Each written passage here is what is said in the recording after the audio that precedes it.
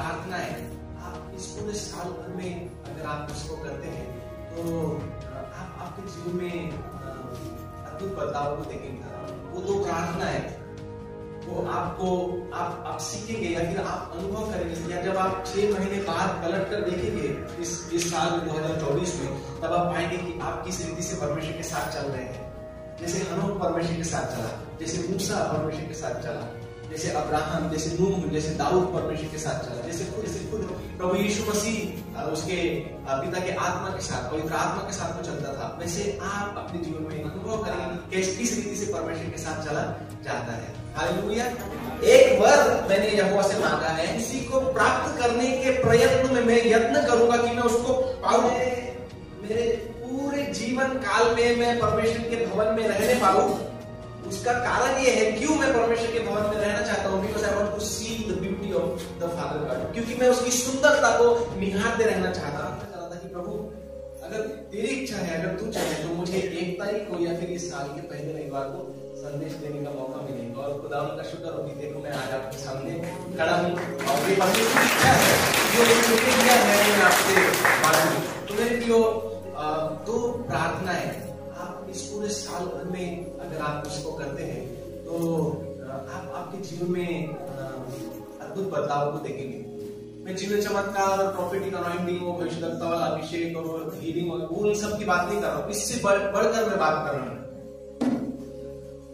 Hello, कितने लोग समझ रहे हैं? ठीक है, तो क्योंकि चिन्ह चमत्कार, चंगाई, अभिषेक, ये सारी बातें हमको मिल जाएगी, मिलती है, लेकिन जिन प्रार्थनाओं की मैं बात कर रहा हूं वो दो प्रार्थना है, वो आप सीखेंगे या फिर आप अनुभव करेंगे, या जब आप 6 महीने बाद पलट कर देखेंगे इस साल में 2024 में, तब आप पाएंगे कि आप किस रीति से परमेश्वर के साथ चल रहे हैं। जैसे हनोक परमेश्वर के साथ चला, जैसे मूसा परमेश्वर के साथ चला, जैसे अब्राहम, जैसे नूह, जैसे दाऊद परमेश्वर के साथ चला, जैसे खुद प्रभु यीशु मसीह उसके पिता के आत्मा के साथ, पवित्र आत्मा के साथ वो चलता था, वैसे आप अपने जीवन में इस बदलाव को देखेंगे, आप अनुभव करेंगे कि किस रीति से परमेश्वर के साथ चला जाता है। हालेलुया। कितने लोग तैयार हैं परमेश्वर के साथ चलना के लिए? आमीन। मेरी प्रार्थना है कि सच में परमेश्वर आप में से हर एक व्यक्तिगत व्यक्ति को उसके साथ चलने के लिए सहायता मदद करे। देखो प्रियो, हम अकेले नहीं हैं। हेलो, आप सुन रहे हैं? मेरी आवाज आप तक पहुंच रही है? पुराने समय में ऐसा होता था, जब अब्राहम था, जब नूह था, जब दाऊद था, मूसा था, यहोशू था, और जितने भी पुराने नियम के भविष्यवक्ता हम देखते हैं जो शुरुआती दिनों में हुए, जैसे उत्पत्ति की पुस्तक में जो लोग हुए और उसके बाद कुछ लोग हुए, शमूएल भविष्यवक्ता हो गया, है ना, ये सारे लोग जो है उनके पास पवित्र आत्मा नहीं था उनकी सहायता के लिए। हेलो, आप समझ रहे? उनकी मदद करने के लिए पवित्र आत्मा नहीं था उनके पास। उनके ऊपर पवित्र आत्मा उतरता था, जो परमेश्वर ने संदेश देने के लिए उन्हें भेजा या कार्यभार सौंपा है, वो कार्य करने के लिए करने तक ही वो उनके साथ होता था और बाद में वो चला जाता था। अच्छा, उस समय के कॉम्प्लिकेशंस ये भी थे, उनके पास परमेश्वर का वचन नहीं था सीखने के लिए, स्टडी करके उसको अपने जीवन में करने के लिए वो नहीं था, क्योंकि उस समय कुछ लिखित वचन नहीं था।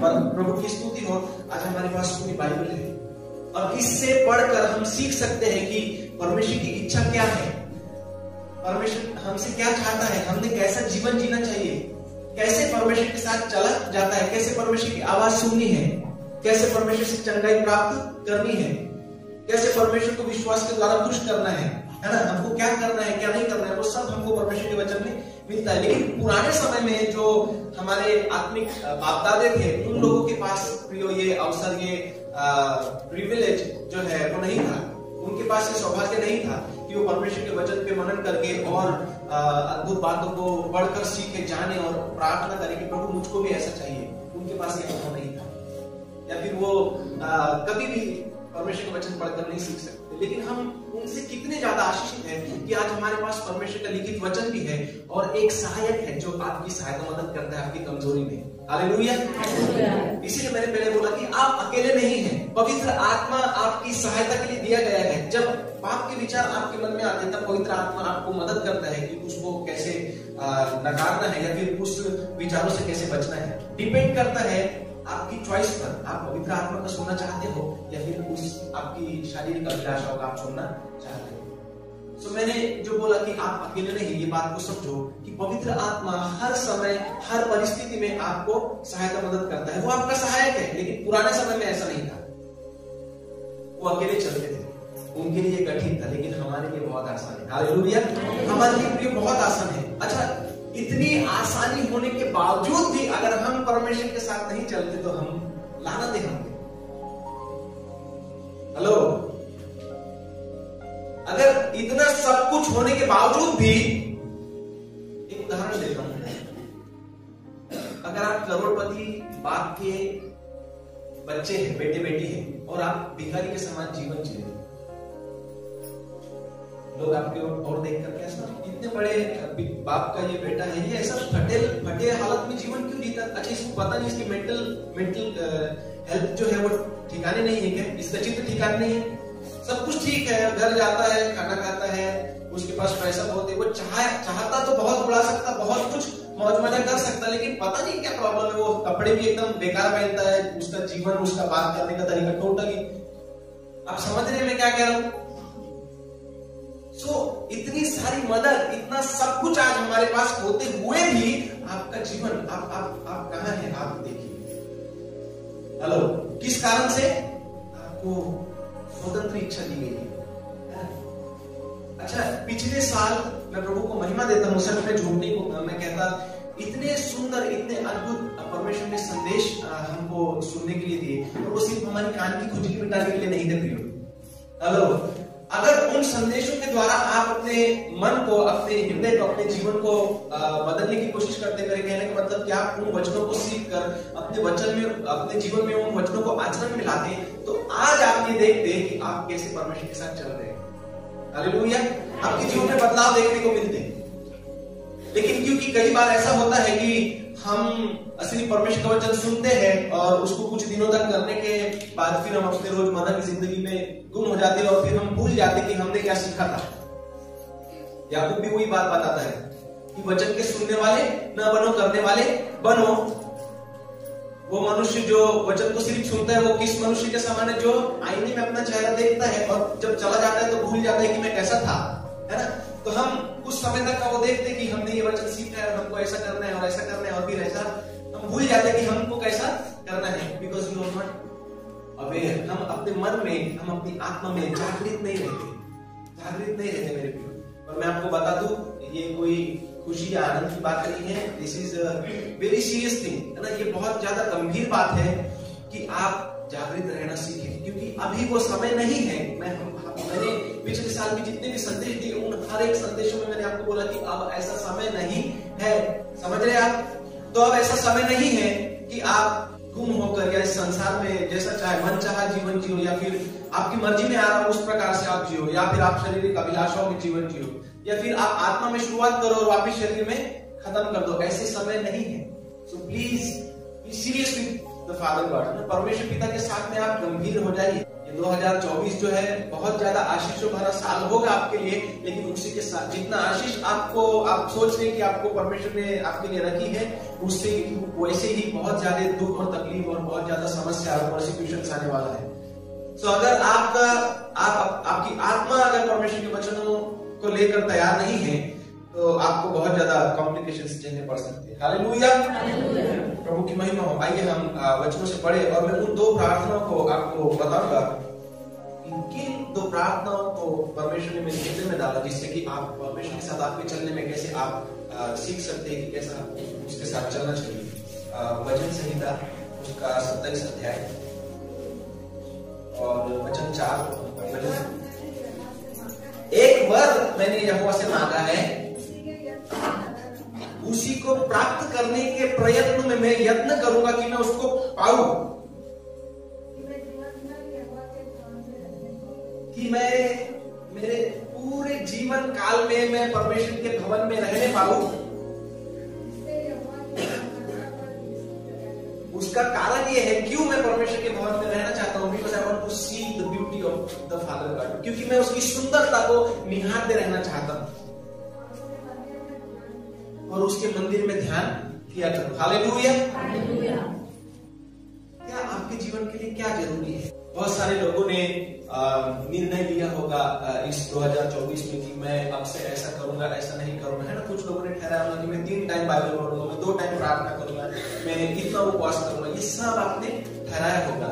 लेकिन मेरे प्रियो, मैं आपको बता दूं, आपके अंदर अगर गहरी इच्छा, डीप डिजायर जिसको बोलते हैं ना, अगर वो नहीं है तो आप इन योजनाओं को बनाकर भी उसको नहीं कर पाएंगे। सो जो बात परमेश्वर ने मेरे हृदय में डाली, उसने ये वचनों को मुझको दिखाया और इसमें कितना गहन अर्थ है। वो कहता है कि एक वर मैंने परमेश्वर से मांगा है, एक वरदान मैंने परमेश्वर से मांगा है। अच्छा, यहाँ पर वो यही पर नहीं रुक जाता, वो कहता है कि उसको प्राप्त करने का मैं यत्न करूंगा, मैं प्रयत्न करूंगा। हमारे साथ ऐसा होता कि हम अगर चंगाई भी मांग रहे होते और परमेश्वर के पास में, तो हम सारा का सारा बोझ उस पर डाल देते। मेरे कहने का मतलब ये है कि जब आप मांग रहे हैं तो आपको ग्रहण करना भी आना चाहिए। हेलो, सिर्फ परमेश्वर पिता मुझको ये दे दे ऐसा बोलने से नहीं होता।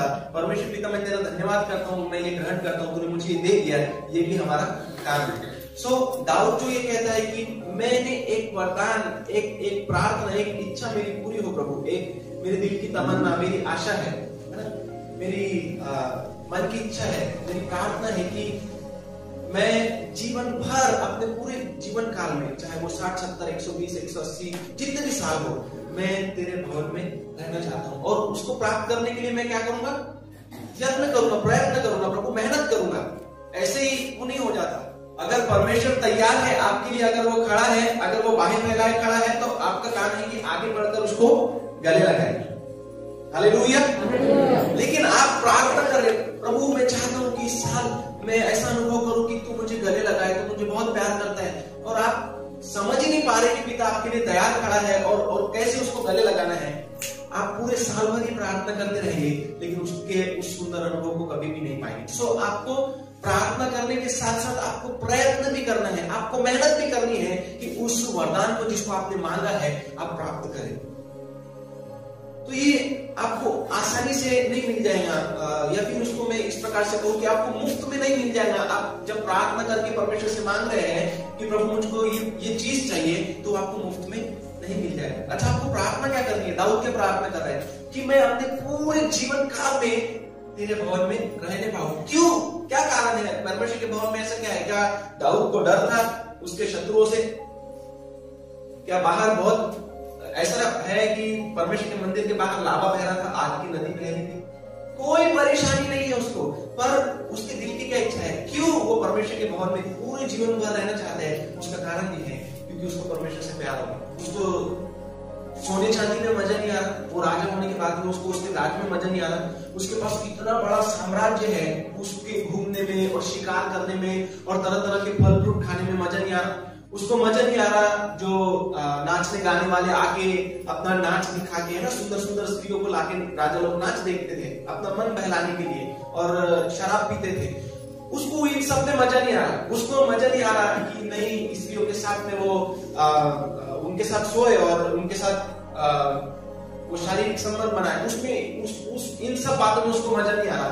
उसने अपना सर्वस्व सुख जो है वो परमेश्वर में पाया, और वो परमेश्वर को बोलता है कि पिता, परमेश्वर में एक वरदान मुझको तू दे दे, और मुझको ऐसे ही नहीं मिलेगा, मैं जानता हूं उसको प्राप्त करने के लिए प्रभु मैं मेहनत करूंगा कि मैं जीवन भर तेरे भवन में रहने पाऊं। मुझको डर नहीं है प्रभु किसी चीज का, मुझको मृत्यु का डर नहीं है, मुझे ये सब तकलीफों से कोई डर नहीं है, मुझे बाकी सांसारिक सुख नहीं चाहिए प्रभु। मैं तेरी सुंदरता को निखारना चाहता हूं, क्योंकि मैं तेरे प्यार में पड़ गया। हालेलुया। कितने लोग हैं जो परमेश्वर से प्रेम करते हैं? परमेश्वर के वचन लिखा है प्रकाशित वाक्य में कि तू अपना पहला सा प्रेम तूने छोड़ दिया है। हेलो, कितने लोग हैं जिसने पहला का सा प्रेम छोड़ दिया? आपके हाथ में उठाए। हेलो, जब मैंने पूछा कि कितने लोग परमेश्वर से प्यार करते तो, है ना, और जब मैंने पूछा कि कितने लोगों ने परमेश्वर के साथ अपना पहला सा प्रेम छोड़ दिया है, तो आपने, है ना, वो आपके मन में है कि आप परमेश्वर के लिए जीवन जी रहे हैं, आपके लिए जीवन जी रहे हैं, आप जानते हैं और परमेश्वर जानता है, लेकिन आपने हाथ नहीं उठाया क्योंकि you don't want to be honest, है ना। आप ईमानदार नहीं होना चाहते लोगों के सामने बताने के लिए कि भाई मैं चाहता तो था लेकिन मैंने वैसा जीवन नहीं जिया। एनीवे, जो भी हो। सो मेरे प्रियो, दाऊद जो है वो परमेश्वर के प्रेम में पड़ गया और उसने ये प्रार्थना की, Lord I want to see your beauty all the days of my life. मैं अपने पूरे जीवन काल में प्रभु तेरी सुंदरता को निहारते रहना चाहता हूं। और वो आगे कहता है कि मैं तेरे मंदिर में ध्यान करूंगा। अच्छा, दाऊद ने कहां से ये जो है इतना अद्भुत रहस्य पाया? दाऊद को कहां से ये इच्छा जागी? दाऊद को कहां से ये आग लगी कि वो परमेश्वर से ऐसी प्रार्थना करे कि पिता मैं तेरे चेहरे को निहारते रहना चाहता हूँ, मैं तेरी सुंदरता में सदा उसको देखते रहना चाहता हूँ? कहां से? आप याद करो, मैंने पिछले साल के संदेशों में कई बार बोला कि आप अपनी बुद्धि जो है उसकी मर्यादा को तोड़कर परमेश्वर पिता से मांगना सीखें। सीमित बुद्धि के साथ प्रार्थना ना करें, प्रभु मुझको ये मुझको वो, सिर्फ इतना ही चाहिए प्रभु, सिर्फ ऐसे ही। उससे बाहर आप मांगिए। और मैंने आपको चैलेंज के विषय में कुछ बताया था, कितने लोगों को याद है? मैंने बोला था कि बाइबल में आपका फेवरेट जो कोई भी आपका फेवरेट हीरो है बाइबल में, आप प्रार्थना करो कि परमेश्वर मुझको उससे डबल चाहिए। हालेलुया। कुछ लोगों को याद है, तो मैंने हनोक से मैं भिड़ गया था, लेकिन हनोक 300 साल जिया, इसलिए उसके समान तो नहीं, परंतु कम से कम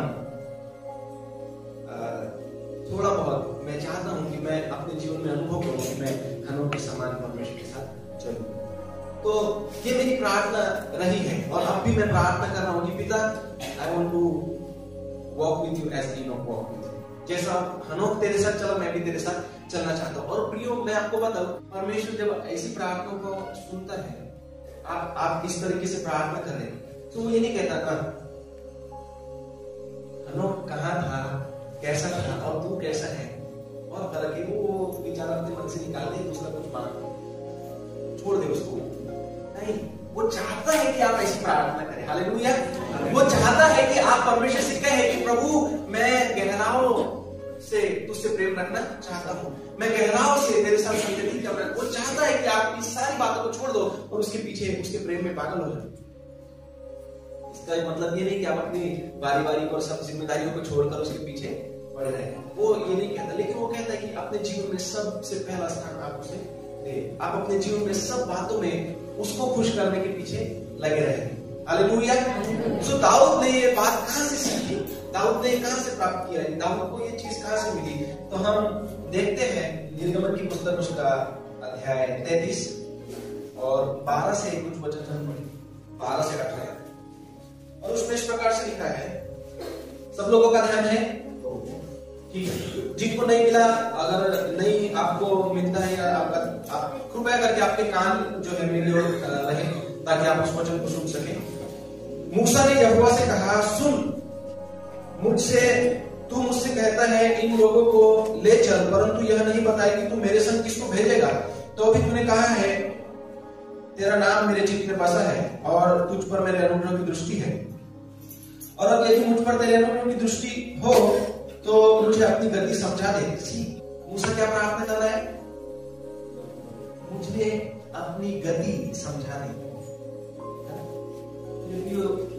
मूसा को कहीं से नहीं सीखने को मिला, लेकिन ये उसकी गहरी इच्छा थी। अगर आप मूसा का लाइफ जर्नी पढ़ते हैं तो आप देखेंगे कैसे मूसा परमेश्वर के प्यार में और परमेश्वर मूसा के प्यार में पागल थे एक दूसरे। आप अगर स्टडी करते हैं तो आप ये रहस्य को पाएंगे। उन दोनों की बातचीत देखिए, उन दोनों का एक दूसरे के प्रति लगाव देखिए।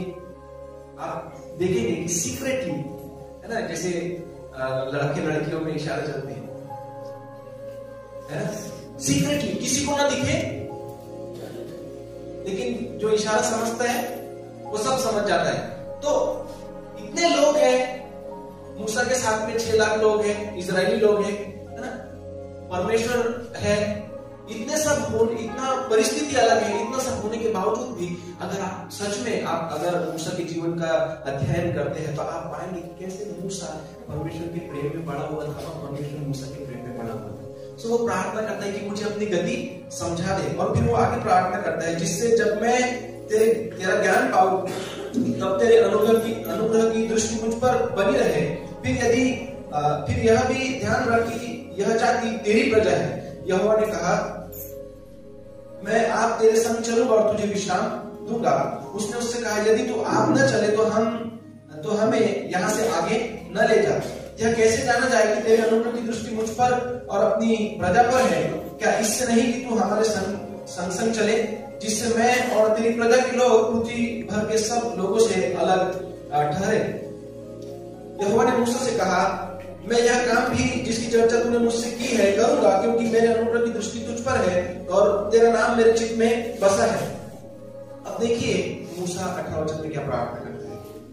मूसा ने उससे कहा, मुझे अपना तेज दिखा दे। क्या कहा? मुझे अपना तेज दिखा दे। उसका मतलब है मूसा कह रहा था कि मुझे अपनी महिमा दिखा दे। I want to see your glory. अगर आप इंग्लिश में पढ़ते हैं तो उसमें यही आपको मिलता है। तो मूसा ने जो प्रार्थना की परमेश्वर से, ये कोई सादी प्रार्थना नहीं है, बहुत अद्भुत और मर्यादा के बाहर परमेश्वर मूसा से कह रहे कि Lord, I want to see your face, I want to see your glory. मैं तेरी महिमा को और तेरे चेहरे को देखना चाहता हूँ। तो परमेश्वर कहता है कि मैं तेरे सामने से होकर प्रचार करता चला जाऊंगा और तू मेरे पीठ का भाग देख सकेगा, लेकिन मेरे चेहरे को तू नहीं देख पाएगा, क्योंकि कोई मनुष्य मेरे चेहरे को देखकर जीवित नहीं रह सकता। वो बोलता है कि मेरे पास एक जगह है, एक चट्टान है, एक दरार है, उस चट्टान में वहां पर मैं तुझे रख दूंगा और अपने हाथ से तुझे ढांपे रहूंगा और मेरे सामने परमेश्वर की सारी भलाई और सारी पवित्रता को प्रचार करता चला जाऊंगा और तू मेरे पीठ का भाग जो है देख पाएगा। आपको बताओ, आप मेरे साथ कृपया निकालेंगे हिंदी की पुस्तक उसका 12 अध्याय। हालेलुया। क्या आप लोग मेरे साथ हैं? मजा आ रहा आप लोगों को? आपको गहरा बातें सीखने के लिए मजा आती है या फिर आपको साधारण बातें में बताओ? हेलो, गहरा चाहिए? हालेलुया। तो 12वां अध्याय और वचन 1 से लेकर मैं आप लोगों के लिए पढ़ता हूँ। मूसा ने एक कुशी स्त्री के साथ विवाह कर लिया था। सभी का ध्यान है? इसलिए मरियम और हारून उसकी उस विवाहित कुशी स्त्री के कारण उसकी निंदा करने लगे। उन्होंने कहा, क्या यहोवा ने केवल मूसा ही के साथ बातें की है? क्या उसने हमसे भी बातें नहीं की? उनकी यह बात यहोवा ने सुनी। मूसा पृथ्वी पर के रहने वाले सब मनुष्यों में बहुत अधिक नम्र स्वभाव का था। परमेश्वर का वचन जो है मूसा के विषय में गवाही देता है कि वो पृथ्वी के सब रहने वालों में सबसे अधिक नम्र व्यक्ति वो था। आगे इस प्रकार से लिखा है, इसलिए यहोवा ने एक मूसा और हारून और मरियम से कहा, तुम तीनों मिलाप वाले तंबू में मेरे पास निकल आओ। तब वे तीनों निकल आए। तब यहोवा ने बादल के खंबे में उतरकर तंबू के द्वार पर खड़ा होकर हारून और मरियम को बुलाया। अतः वे दोनों उसके पास निकल आए। तब यहोवा ने कहा, मेरी बातें सुनो। यदि तुम में कोई नबी हो तो उस पर मैं यहोवा दर्शन के द्वारा अपने आप को प्रकट करूंगा या स्वप्न में उससे बातें करूंगा। परंतु मेरा दास मूसा ऐसा नहीं है। वह तो मेरे सब घरानों में विश्वास योग्य है। उससे मैं गुप्त रीति से नहीं परंतु आमने सामने और प्रत्यक्ष होकर बातें करता हूँ और वह यहोवा का स्वरूप निहारने पाता है। इसलिए तुम मेरे दास मूसा की निंदा करते हुए क्यों नहीं डरे? हेलो, परमेश्वर क्या हुआ? मूसा ने एक कुशी जाति की स्त्री से शादी की और उसका शादी करना, उसका आनंद मनाना मरियम और हारून को भाया नहीं और वो चिढ़ने लगे और बोलने लगे कि यही खुद को भविष्यवक्ता समझता, बहुत ही बड़ा समझता खुद को। क्या परमेश्वर ने इससे बातें की, हमसे बातें नहीं की क्या? और परमेश्वर ने ये बातें सुन ली और वो मूसा को, हारून को और मरियम को बोला कि तुम तीनों मेरे मंडप पे आओ, मुझको तुमसे बातें करनी है। और वो तीनों गए और जाके सामने खड़े हो गए। परमेश्वर ने बोला मरियम को और मूसा को, हारून को कि तुम आगे आओ। और उसने बोला कि मैंने अगर ऐसा तुम में अगर कोई ऐसा भविष्यवक्ता है अगर हो तो मैं उनसे स्वप्नों के द्वारा और दर्शन के द्वारा बातें करता हूं। आज भी हम देखते हैं जो भविष्यवक्ता है परमेश्वर उसको दर्शन के द्वारा और स्वप्न के द्वारा बातें करता है। वो कहता है मेरा दास मूसा ऐसा नहीं है। क्या कहता है? मेरा दास मूसा ऐसा नहीं है, क्योंकि वो मुझसे कैसे बात करता है? आमने सामने, फेस टू फेस, उसको लिखा गया है फेस टू फेस, और वो मेरा रूप निहारने पाता है। ध्यान दीजिए, बाइबल इतना स्पेसिफिक है प्रियो, पर मैं वहां पर ये नहीं लिखा है कि वो मेरा चेहरा निखारता है या वो मेरा मुख निहारता है, क्योंकि परमेश्वर ने पहले ही बोला कि मेरे मुख को देखकर कोई जीवित नहीं रह सकता। तो वहां पर लिखा है कि वो मेरा स्वरूप निहारता है, तो वो परमेश्वर की महिमा को देखता था, परमेश्वर की महिमा को वो देखता था। सो मूसा और परमेश्वर कैसे बातें करते थे? जैसे कोई भाई अपने भाई से बात करता है आमने सामने, इस प्रकार से मूसा परमेश्वर से बातें करता था। सो आप देखिए, परमेश्वर का और मूसा का चलना, मूसा का परमेश्वर के साथ चलना या मूसा का परमेश्वर के साथ संबंध या उसके प्रति इच्छा कितनी गहरी है। वो कहता है कि पिता परमेश्वर, मुझे तेरी महिमा को देखना है। उसने ये नहीं सोचा कि अगर मैं परमेश्वर की महिमा देखूंगा तो कहीं मैं मर तो नहीं जाऊंगा, क्योंकि अगर आप पुरानी नियम में पढ़े, जब भी परमेश्वर के दूतों ने किसी को दर्शन दिया, वो घबरा गए, डर गए और कहने लगे कि हाय, अब मेरा क्या होगा? मैंने परमेश्वर का दर्शन पाया है, मैं न बचूंगा, है ना? मैं जिंदा नहीं रहूंगा। कैसे मैं जिंदा रह सकता हूँ? क्योंकि मैंने परमेश्वर का दर्शन पाया। वो डरते थे, क्योंकि परमेश्वर का तेज, उसकी महिमा का तेज बहुत भयानक है।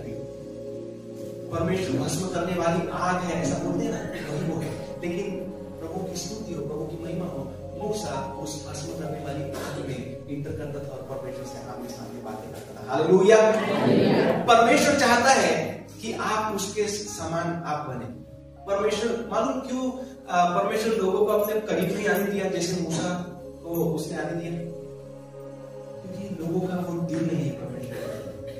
हेलो, लोगों के पास तो दिल ही नहीं था परमेश्वर के प्रति, इसलिए वो ऐसे अपवित्र लोगों को दूर ही रहने देता था कि तुम वहीं ठीक हो, आंगन तक ही ठीक हो। लेकिन कुछ ऐसे लोग हैं जिन्होंने परमेश्वर की हुजूरी में जीवन बिताया। हालेलुया। मेरे प्रियो, मैं सच में झूठ नहीं बोलता आपको, मुझे नहीं पता आप लोग कैसा क्या सोचते हैं, आप लोगों की क्या इच्छा है, क्योंकि हम में से हर एक के परिवार है, हम में से हर एक के पास बहुत सारे जिम्मेदारी, काम है ना, सब कुछ हमारे। लेकिन इन सब के बीच में आपका जो परमेश्वर है, यीशु मसीह जो है, आप उससे कितना प्यार करते हैं, आप उसके प्रति आपके लिए क्या, आपके पास क्या इच्छा है, आपकी क्या गहरी इच्छा है, वो मैं नहीं जानता। लेकिन मैं बताऊं आपको, मैं काफी दिनों से प्रार्थना कर रहा हूं कि परमेश्वर में तेरे साथ चलना चाहता हूं। मैंने छोड़ दिया अभिषेक मांगना, परमेश्वर से सामर्थ और अद्भुत की बातें वो तो होंगी, लेकिन मैं परमेश्वर को कह रहा हूँ कि प्रभु जी, मैं तेरे साथ चलना चाहता हूँ, मैं भी तेरा चेहरा, तेरा महिमा को देखना चाहता हूँ। और मैं विश्वास करता हूँ कि परमेश्वर जो है एक दिन वो ऊपर प्रकट करेगा। हालेलुया। आप भी अगर ये प्रार्थना करेंगे तो परमेश्वर आपके जीवन में भी वो कर सकता है, क्योंकि परमेश्वर ऐसा परमेश्वर नहीं जो पक्षपात करे। हालेलुया।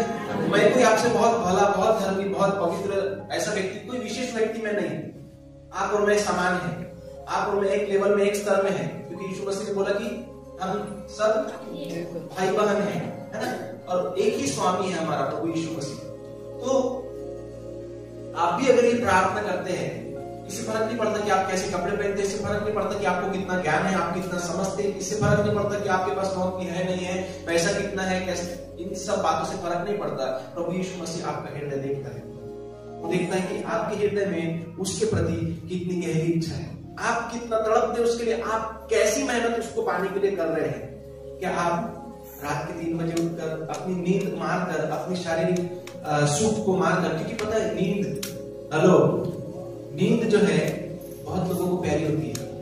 सुरेश बाबू, नींद जो है बहुत लोगों को प्यारी होती है। मुझे भी एक समय था, नींद मुझको कोई कुछ दूसरा कोई काम मत दो, लेकिन अगर मुझे सोने के लिए कहोगे तो मुझे पसंद है आराम। लेकिन खुदा का शुक्र हो, कई साल बीत गए, अब मैं जब आज जो मैं हूँ, मुझे नींद का कोई मजा नहीं आता। मेरी ऐसी इच्छा होती कि कब उठ जाऊं, कब नींद टूट जाए और मैं उसके हुजूरी में चला जाऊं, उससे बातें करूं। हालेलुया। सो आपके अंदर ये भूख प्यास होनी चाहिए। ये भूख प्यास जब आपके अंदर होगी, परमेश्वर ने लिखा है कि वो आपकी ओर कदम बढ़ा रहा है। अगर आप उसकी ओर बढ़ते हैं तो आपकी ओर बढ़ता है। हालेलुया। परमेश्वर खुद चाहता है कि आप उसके महिमा में इंटर करें। मैं सच कहता हूं, परमेश्वर चाहता है कि आप उसकी महिमा में इंटर करें, लेकिन डिपेंड करता है आपके ऊपर, आप क्या चुनते हैं प्रियो, आप क्या चुनते हैं, आप क्या चाहते हैं। सो मूसा के द्वारा दाऊद ने सीखा, और दाऊद ये प्रार्थना करता है कि मैंने एक बार यहोवा से मांगा है जिसके यत्न में मैं लगा रहूंगा, मैं जीवन भर यहोवा के भवन में रहने पाऊंगा। उसका कारण ये है क्यों मैं उसके भवन में रहना चाहता हूँ। मुझको मृत्यु से या किसी चीज से डर नहीं है, परंतु मैं उसकी सुंदरता को निहारते रहना चाहता हूँ। Hallelujah. I want to see his glory, I want to see his face। मैं उसकी महिमा को, उसकी सुंदरता को निहारते रहना चाहता हूँ। अगर आप उस वचनों को पढ़े, मैं आपको बताऊं, आपका माइंड ब्लोइंग वचन वो है वचन संहिता 27, अगर 1 से 4 हम पढ़ेंगे, वापस आइए मानो वचन संहिता 27 में वचन 1 से 4। परमेश्वर माझा प्रकाश व माझे तारण आहे, परमेश्वर माझा प्रकाश व माझे तारण आहे, मी कोणाची भीती बाळगू, मी कोणाची भीती बाळगू। परमेश्वर माझ्या जीवनात दुर्ग आहे, परमेश्वर माझा जीवंत दुर्ग है। एक मिनट दादा, जब वो यहाँ पर ये कहता है कि यहोवा मेरे जीवन का दृढ़ गढ़ खड़ा है, मैं किसका भय खाऊं, आपको पता है वो क्या कहना चाहता है? परमेश्वर मेरे जीवन का दृढ़ गढ़ है, उसका मैं कैसे बोलूं, संपूर्ण भरोसा जो है, पूरी भीष्म जो है, पूरा भरोसा, पूरा विश्वास जो है वो परमेश्वर पर था। मानो जब दाऊद ये कह रहा था कि परमेश्वर मेरा दृढ़ गढ़ है, मानो वो परमेश्वर के ऊपर खड़ा हो, उस गढ़ के ऊपर वो खड़ा हो, और फिर वो जो भी तकलीफें हैं, जो भी दुख समस्या है, उसको उससे कोई फर्क नहीं पड़ता। उसने ये बोला कि परमेश्वर मेरा दृढ़ गढ़ है। आगे बोलता है कि अगर मेरे शत्रु मेरे विरोध में अगर कुछ जाल बिछाते तो वो खुद ही ठोकर खाकर उसमें गिर पड़ेंगे, चाहे सेना भी मेरे विरुद्ध छावनी डाले और मेरे विरुद्ध लड़ाई लड़ जाए, उस स्थिति में भी मैं निश्चिंत रहूंगा। हालेलुया। आप कैसे ऐसी परिस्थिति में ये बातें कह सकते हैं? मान लो आपका बहुत ही अजीज कोई खास आपके जीवन का बहुत करीबी व्यक्ति हॉस्पिटल में जीवन के आखिरी सांसें गिन रहे हैं, आप बता सकते हो वो परिस्थिति कैसे होगी? आपका हार्ट बीट बढ़ जाएगा, आपका बीपी अप डाउन होगा, आपके आंखों से आंसू मानो पल भर के लिए रुके हैं कि कब आपका कॉन्शियस, आप एक कोने में आपको जन्म मिले और आप भावुक हो जाए और वो धारा के समान बहने लगे। आपका मन अशांत होगा, आपके मन में एक तूफान चल रहा होगा, एक बवंडर घूम रहा होगा कि प्रभु कृपया करके बचा ले, प्रभु मेरी प्रार्थना सुन। हम कई वचन स्मरण कर लेंगे, प्रभु तूने ये कहा है, तूने वो कहा है, तू हमारा यहोवा राफा है, तू चलता। आपके मन की स्थिति देखिए, आप कितने हिले हुए। आप ये नहीं कह सकते कि परमेश्वर मेरा दृढ़ गढ़ ठहरा है। हालेलुया। किसी भी प्रकार की परिस्थिति में आप अचल हैं, आप टल नहीं सकते। जब उसने कहा कि यहोवा मेरा दृढ़ गढ़ है, उसका मतलब उसके जीवन की कैसी भी परिस्थिति क्यों ना हो, उसको कोई चिंता नहीं, उसको मालूम है कि परमेश्वर सब कुछ कर देगा। हालेलुया। इन सारी परिस्थिति में उसका कहां ध्यान है? एक वर मैंने यहोवा से मांगा है, उसी को प्राप्त करने के यत्न में मैं लगा रहूंगा कि मैं जीवन भर यहोवा के भवन में रहने पाऊं, ताकि उसकी मनोहरता को निहार सकूं और उसके भवन में ध्यान किया करूं। हालेलुया। मेरे प्रियो, जो परिस्थिति मैंने बताया वो बहुत बहुत ज्यादा गंभीर परिस्थिति है, लेकिन हम देखो, आप छोटी सी छोटी परिस्थिति में हिल जाते हैं, हड़बड़ा जाते हैं और प्रार्थना का अवस्था प्रार्थना करने लगते हैं। अरे अच्छी बात है, प्रार्थना कीजिए, लेकिन कभी भी मत भूलिए स्वर्ग में एक है जो आपका बाप है।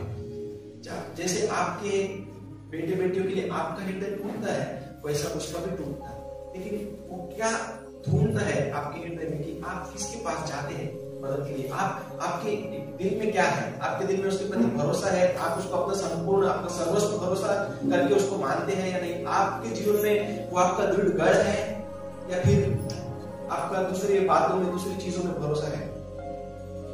दाऊद ने ये बात जब बोली कि यहोवा मेरा दृढ़ गढ़ है, तो आप इसके आगामी वचनों से पढ़कर प्राप्त पाएंगे कि उसको कोई चिंता नहीं थी, he was careless। उसको कोई चिंता नहीं थी कि कितनी लाखों संख्या में सेना आकर उसके विरुद्ध में छावनी डाले या कुछ भी हो जाए, उसका ध्यान सिर्फ एक बात में लगे कि मैं जीवन भर यहोवा के भवन में रहने पाऊं और उसकी निहारता को, उसकी सुंदरता को मैं निहारता रहूं। हालेलुया। सो मेरे प्रियो, अब मुझे बताइए कोई कैसे परमेश्वर के पवित्र स्थान में खड़े रह सकता है? हम परमेश्वर के वचन में पाते हैं, अगर हम पढ़ते हैं भजन संहिता 24:3 से आगे, यहोवा के पर्वत पर कौन चढ़ सकता है और उसके पवित्र स्थान में कौन खड़ा हो सकता है? जिसके कान निर्दोष हो, जिसका हृदय शुद्ध हो और जिसने अपने मन में व्यर्थ बात की और जिसने अपना मन व्यर्थ बात की ओर न लगाया हो और न कपट से शपथ खाई हो, वह यहोवा की ओर से आशीष पाएगा और अपने उद्धार करने वाले परमेश्वर की ओर से धर्मी ठहरेगा। ऐसे ही लोग उसके खोजी है, वे तेरे दर्शन के खोजी, याकूब वंशी है, तेरे दर्शन के खोजी। प्रियो, हमको परमेश्वर को खोजना है। दाऊद जो ये कहता है कि मैंने जो वरदान मांगा है उसको मैं यत्न से प्राप्त करूंगा, यत्न करूंगा। दर्शन, आपको परमेश्वर का दर्शन ऐसे नहीं मिल जाता, आपको खोजना पड़ता है, आपको रुकना पड़ता है। You have to wait upon the Lord. आपको राह देखनी पड़ती है परमेश्वर की।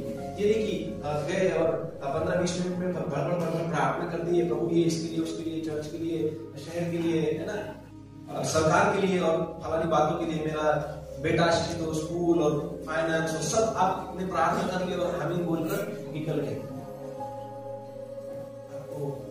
आप में से कितने लोग हैं जिन्होंने जो चाहते हैं कि आप परमेश्वर आपसे बातें करें, आप परमेश्वर का आवाज सुनना चाहते हैं? कितने लोग हैं? हालेलुया। मेरे प्रियो, परमेश्वर चाहता है कि आपसे बातें करें, लेकिन आपको रुकना पड़ेगा, आपको रुकना पड़ेगा। पवित्र आत्मा के जो 9 फल है उसमें से एक फल कौन सा है? धीरज, प्रेम, आनंद, शांति, धीरज। और ये जो पवित्र आत्मा के फल है वो एक्चुअल में परमेश्वर का स्वभाव है।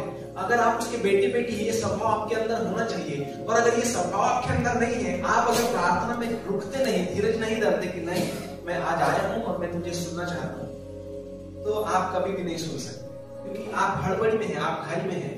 आपको आप देख रहे घड़ी, अरे अभी तो 45 मिनट हो गए, अब किसी का फोन तो नहीं है, तो मुझे कहीं जाना तो नहीं है, अरे हाँ मुझे तो जाना है, 4 बजे जाना है, मैंने 3 से 4 आपने ठहरा दिया है, आपने अपने मन में ठहरा दिया 3 से 4 ही करना है। तो Lord, you have only 1 hour, है ना प्रभु, तेरे पास सिर्फ 1 घंटा है मुझसे बात करने के लिए, करना है तो जल्दी कर। हालेलुया। मेरे प्रियो, ऐसा नहीं। अगर आपके पास काम है, मैं आपको बता दूं, अगर मुझे कुछ काम होता है तो मैं नहीं बैठता प्रार्थना के लिए। मैं नहीं चाहता कि कोई डिस्टर्ब करे, मैं नहीं चाहता कि बीच में इंटरप्ट हो, है ना, हड़बड़ी आ जाए, घाई आ जाए, कोई कहीं जाना पड़े या कुछ काम है घर में, ये बाकी है, वो लाना है, ये करना है। मैं अगर ऐसा कुछ काम होता है मैं नहीं बैठता प्रार्थना के लिए।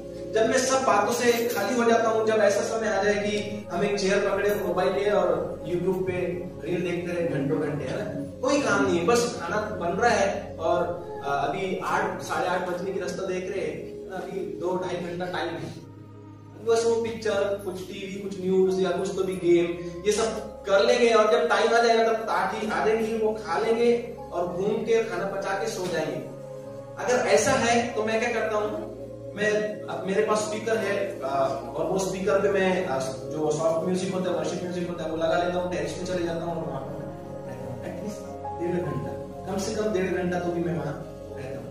मेरे प्रियो, आप जब तक धीरज नहीं धरते, आप रुकते नहीं, तब तक आपको नहीं मिल सकता। तो कैसा व्यक्ति परमेश्वर के परमेश्वर की हुजूरी में रह सकता है, जिसका एक शब्द में अगर मैं कहूँ, वहां पर दाऊद जो हमने भजन पढ़ा है उसमें बहुत सारी बातें बताई है, बहुत सारी बोलने का मतलब, उसका पूरा सार जो है एक ही बात पे है, जिसका हृदय शुद्ध हो, बस खत्म। जिसका हृदय शुद्ध हो। मैं आपको बता दूं, आप पढ़िए मत्ती रचित सुसमाचार उसका 5वां अध्याय वचन 8, क्या लिखे उसमें, वो ये भजन संहिता का जो 24वां अध्याय वचन 3 से 6 हमने पढ़ा, उसका एक ही वचन हमको वहां पर देखने को मिलता है, जे अंतःकरणाचे शुद्ध ते धन्य, कारण ते आप do you want to see the glory of God? क्या आप परमेश्वर की महिमा देखना चाहते हैं? Hello, you have to be holy. पवित्र जीवन जीना होगा मेरे प्रियो। आपको अपना मुंह, जिसको बाइबल में लिखा है कपटी भाषा पाशु, हमको हमारा जो मुंह है वो रोकना पड़ेगा। चुगली ये सब बातों से आपको अपना मुंह रोकना पड़ेगा।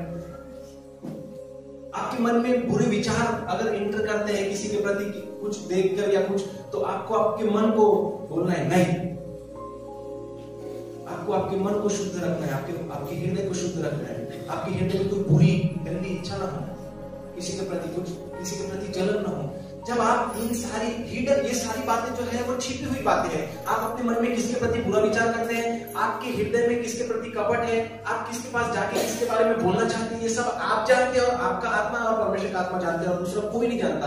तो बाहर से हो सकता है आप बहुत अच्छे धार्मिक दिख सकते हैं, लेकिन आपके अंदर जो है वो गलत है। और याद कीजिए पिछले साल मैंने परमेश्वर हृदय को देखता है और उसको हृदय की शुद्धता पसंद है, उसके विषय में संदेश मैंने दिया था। तो आप अपने हृदय को शुद्ध रखना सीखिए। हालेलुया। जब आपका हृदय शुद्ध होगा तभी ये परमेश्वर का वचन, ये मैं नहीं कह रहा हूं, तब आप परमेश्वर का दर्शन कर सकते हैं। और ये ऐसा मत समझना कि इस वचन में जो लिखा है कि धन्य है वे जो हृदय के शुद्ध है क्योंकि वो परमेश्वर को देखेंगे। वो ये नहीं कह रहा कि तुम जब मरने के बाद में धार्मिकता प्राप्त किए हुए लोग स्वर्ग में जाओगे, न्याय होगा तुम्हारा और तुमको अनंत जीवन दिया जाएगा, तब तुम परमेश्वर को देखेंगे। वो भविष्य के विषय में नहीं वो कह रहा, वो भविष्य के विषय में नहीं कह रहा। धन्य है वे जो हृदय के शुद्ध है क्योंकि वो परमेश्वर को देखेंगे। ये सेंटेंस जो है भविष्य काल को ही दर्शाता है, लेकिन ये नहीं बोला गया है कि वो मरने के बाद में देखेंगे। आप अगर पवित्र जीवन जीते हैं, पवित्र आत्मा अपनी महिमा आपके ऊपर प्रकट करेगा। हालेलुया। पवित्र आत्मा अपनी महिमा जो है आपके ऊपर प्रकट करेगा। सो आपको पवित्र जीवन जीना है। लेकिन अगर आपका जीवन अगर ऐसा है कि यहाँ माफी मांगने के बाद में आप बाहर फिर जाके उन गंदी बातों की ओर जा रहे हो और जैसे सुअर कीचड़ में लौटता है नहलाने के बाद में, उसी प्रकार से अगर आपका जीवन हो तो you have to be change. आपको अपना हृदय बदलना होगा, आपको अपना जीवन बदलना होगा, आपको अपनी विचारधारा बदलनी होगी। जिस तरीके से आप सोचते हैं, जिस तरीके से आप देखते हैं, जिस तरीके से आप लोगों को देखकर अंदाजा लगाते हैं कि ये कैसा है, वो कैसा है, ये इसने ऐसा क्यों कहा, जैसा आपके अंदर इच्छा, वो सब आपका the whole conduct of your life है ना, तुम्हारे जीवन का पूरा सार जो है उसको आपको बदलने की जरूरत है। बाइबल आत्मिक पुस्तक है और वो आत्मिक बातों के विषय में बता रही है। और जब वो ये कहती है कि हनोक परमेश्वर के साथ चला, इसका मतलब ये नहीं कि वो हाथ पकड़ कर उसके साथ चला। वो ये कह रहा है कि वो पवित्रता में ऐसा परमेश्वर के साथ चला कि संपूर्ण परमेश्वरत्व, द फुलनेस ऑफ गॉड, जो परमेश्वर की पवित्रता जो है, उसकी जो महिमा है, वो फिजिकली है ना, क्या बोलेंगे उसको, शारीरिक तौर पर, सांसारिक तौर पर हनोक के ऊपर थी। और वो ऐसा हो गया था कि ये संसार उसके लायक नहीं था, तो परमेश्वर ने उसको उठा लिया। Hello, hallelujah. ये संसार उसके लायक नहीं था, हनोक संसार के लायक नहीं था, ऐसा नहीं है। ये संसार हनोक के लायक नहीं था, तो परमेश्वर ने उसको उठा लिया। जब आप पवित्रता में चलते हैं, जब आप पवित्रता में चलने का निर्णय लेते हैं, Holi spirit will help you, पवित्र आत्मा आपको मदद करेगा और आप पवित्रता में होकर परमेश्वर के साथ चलने की ओर। मैं आपको बताऊं, कई बार जब मैं कुछ मुझे टाइम मिलता है, थोड़ा टाइम मिलता है, मैं टहलता हूँ घर पे, या मैं लिटरली महसूस करता हूँ कि परमेश्वर मेरे साथ चल रहे हैं। हालेलुया। मैं प्रेजेंस को अनुभव करता हूँ, परमेश्वर की उपस्थिति अनुभव करता हूँ। और ऐसा कुछ नहीं होता कि आगे जो सहारे वो खड़े हो गए या फिर कुछ तो भी गुस्बम्स मिल रहे। ये सब आउटवुड अपीयरेंस जिसको बोलते हैं, बाहरी दिखावा या फिर बाहरी जो साइन होते हैं ना, परमेश्वर की उपस्थिति आई तो मुझको ऐसा कुछ नहीं होता, लेकिन मेरा आत्मा गवाही देता कि परमेश्वर साथ है, परमेश्वर की उपस्थिति है। हालेलुया। सो आप पवित्र जीवन जिएंगे, आप परमेश्वर के साथ चलेंगे।